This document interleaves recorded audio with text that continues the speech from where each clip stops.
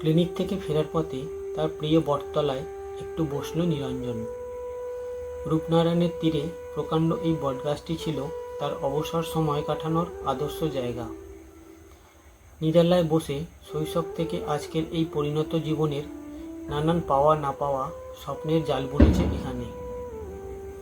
প্রকাণ্ড বটগাছটি ছিল তার গল্প শোনার একমাত্র শ্রোতা।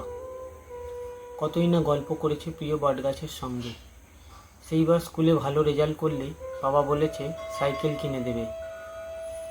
রূপনারায়ণের পাড়ের রাস্তাটি ধরে বহু নাম না জানা না দেখা গ্রাম দেখে আসবে সাইকেলে চড়ে। মাধ্যমিকের পর সে সায়েন্স নেবে। ফিজিক্স তার বড় ভালো লাগার বিষয়। এক দাদার থেকে শোনা কোয়ান্টাম ফিজিক্স তার বড় ভালো লাগে। কণার কোন ক্ষুদ্র স্তরে কোন কারণে শক্তি ভরে আর ভর শক্তিতে রূপান্তরিত হচ্ছে তা সে জানতে চায়। কলেজ পাস করে 2 বছর বাড়িতে বসে রয়েছে। রেলের পরীক্ষার একটি ফর্ম তুলেছে। চাকরিটা পেলে এই শামুকের জীবন থেকে বেরিয়ে একটু মুক্ত বাতাস নিতে চায় সে।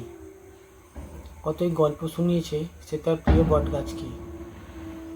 ফাইনাল রেজাল্ট বেরিয়ে গিয়েছে। দক্ষিণ পূর্ব জোনের রেলের পরীক্ষাতে সে পাস করেছে। আর কিছুদিন পর তার মেডিকেল। সে এখন স্বপ্ন পূরণের খুব কাছে পৌঁছে গিয়েছে।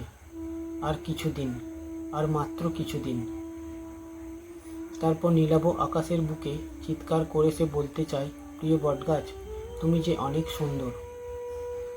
ইদানিং কিছুদিন ধরে তার থেকে মাথায় ব্যথা শুরু হয়েছে।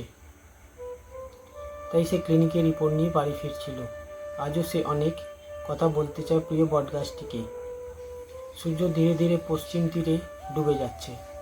আঁকা বাঁকা নিস্তব্ধ নদী আর কিছু দূরে মোহনায় মিশে দীর্ঘ চড়াই উতরাই জীবন এবার সমাপ্ত করবে। অনেক খেলা হয়েছে, এবার পাখিদের যে বাসায় ফেরার পালা। আলো আঁধারিতে চেনা বটগাছটিকে যেন আজ দানবের মতো লাগছে। একরাশ লম্বা লম্বা ঝুড়ি আষ্টে পিষ্টে বেঁধে নিয়ে তাকে জেগে রেখে যাবে চির অন্ধকারের দেশে।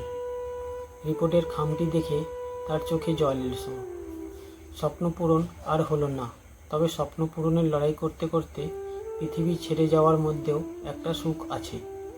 আজ নিরঞ্জন সেই গল্পটাই তার প্রিয় বটগাছকে শোনাতে চায়।